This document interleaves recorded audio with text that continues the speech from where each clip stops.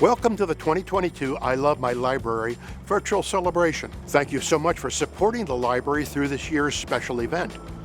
We hope you're having a wonderful evening. Here is Executive Director Ann Johnson, who's excited to tell you more about what she and her team are doing this year to make the library even better.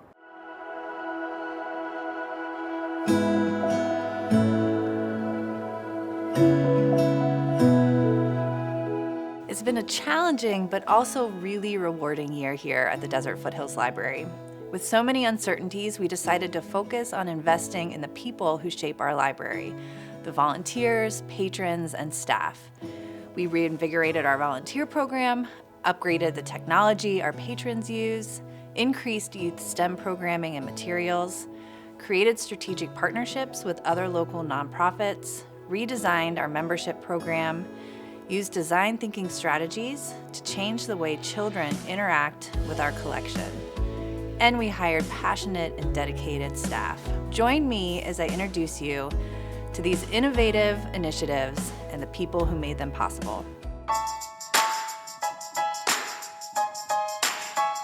Heather Wurr started as an intern during the summer of 2021 and did such a fabulous job we hired her as our full-time youth and teen librarian. Her goal is to make the youth collection accessible to children and to promote intergenerational STEM-based learning. Let me take you on a tour of one of our major projects this year, which was to redesign the picture book area to accommodate the way children and their parents browse for books. Using design thinking principles, we first made sure that the majority of books were at eye level for children. Next, we categorized the books by topic. We have had so many happy parents and children who, when they come in looking for books about starting school, welcoming a new sibling, or needing that book about dinosaurs, princesses, or trucks, it's really easy for them to find something perfect. Over the past 6 months, we have received over $35,000 in grant funds specifically for the youth programs. We have purchased laptops, tablets, and Wi-Fi hotspots to help students who need to work remotely be able to have the equipment and connections they need to do so. The grant we received from the Phoenix Suns charities is allowing us to invest in a ton of new materials to be used in programs such as the science behind basketball. We have also received plenty of STEAM supplies from a grant from the Arizona State Library. Part of that includes a STEM maker station that we will have available in the Imagination Lab coming soon.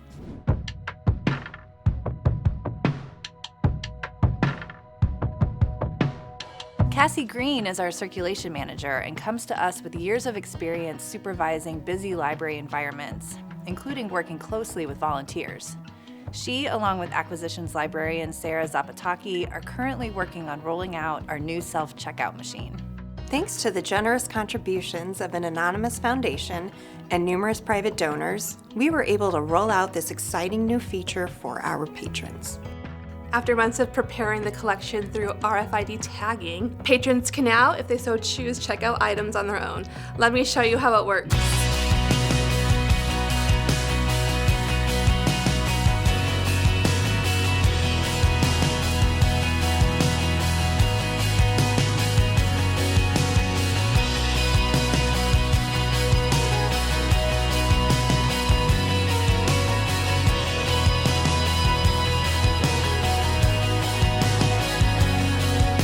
And the technology upgrades don't stop here. After receiving yet another grant, we were able to update and add computers for our adult patrons.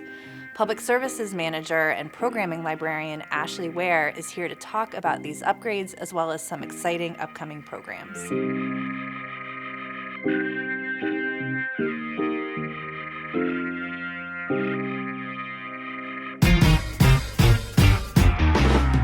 Desert Foothills Library is collaborating with Books in Common Literacy Agency to create our virtual author event series to bring in new stories and unique perspectives to our small community and beyond. Through Books in Common, we will have authors Jordan Ifueko, author of African futurist youth fiction novels Ray Bearer and Redemptor, and Garth Stein, author of The Cloven and The Art of Racing in the Rain.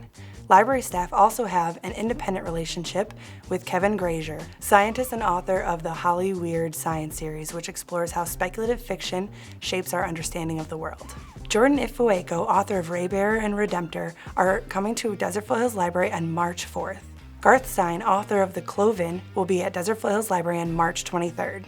Kevin Grazier, author of Holly Weird Science, Volumes 1 and 2, will be at Desert Foothills Library on April 1st. Desert Foothills Library just received a grant to update all of our public computers. We have now received 8 new adult computers and 3 new youth computers for our patrons to use for their pleasure, for job hunting, and for school. We are also excited to say that our patio project will be revitalizing the space outside with our waterfall terrace and reading space. The patio project committee was formed to upgrade and reimagine the present patio space. Though very underutilized at the moment, the library patio has solid bones, and with imaginative design and good planning, it will be turned into a space that the library can use in so many different ways. It is the hope of the committee to transform the relatively plain area into one that beckons people to come in, sit, relax, and enjoy. With new landscape, hardscape, and comfortable furniture and artwork, the library patio can become a beautiful, peaceful outdoor sanctuary where one can enjoy a cup of coffee with a great book, a beautiful venue for library programs and outside events, as well as an educational tool for desert gardeners interested in learning what plants can grow well in our challenging desert landscape. Come in and enjoy Mother Nature from a new perspective. We've also put a focus on creating and strengthening strategic partnerships with other local nonprofits. We received a grant through the state library for 500 free picture books to be given away to families to help build home libraries. Through our partnership with the Foothills Food Bank, books were distributed in after-school backpacks and during food pickups. Each book has a sticker on the inside cover marketing the library and encouraging families to sign up for free library cards. Heather has been working with the Desert Foothills Land Trust to offer story time and stroll programs that educate children about the natural wonders of the foothills and that take advantage of our proximity to the Carolyn Bartold Preserve. We look forward to working with the Holland Center on their inaugural local author event and with the Cave Creek Unified School District to encourage their students to get library cards. It would have been impossible to roll out all of these amazing initiatives without the support and dedication of what we call the soul of our library, our volunteers. Support Services Manager Terry Engebretson is here to talk about this essential group. We have 80 active volunteers. We have worked with the volunteers to increase and improve our communication. We have created a volunteer advisory team that assists with policies, procedures, and continuous improvement of the program. We are dedicated to creating a volunteer experience that is fun, builds skills, and creates opportunities for new friendships.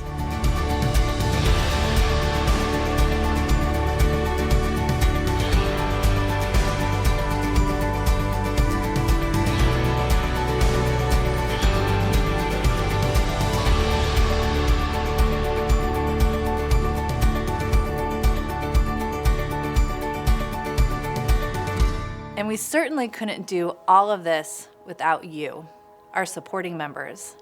Advancement Manager Dorian Townsend is here to discuss our membership and community sponsorship programs. We are excited to announce our new Supporting Member program launched in December. Using the feedback of multiple community focus groups, we have created new membership benefits that recognize your support and dedication to the library.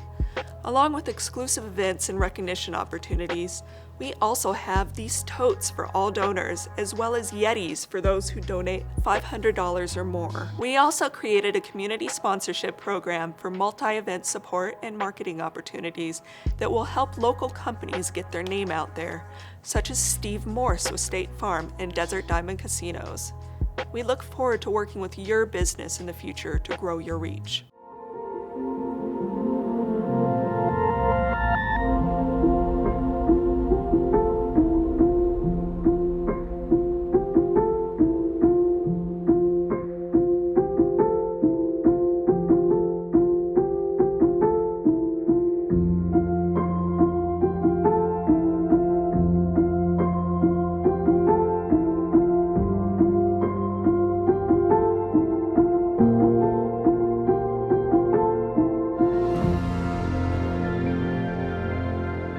Thank you so much for attending our virtual celebration live program. It is only through your support that we will continue together to enrich your community. Desert Foothills Library is 91% supported by community members like you. Please consider making a donation today at a level that's personally meaningful to you. Click here to donate to the library. And don't forget, you can show your support through our silent auction which ends tonight at 9 p.m. Thank you for being an important part of our library family.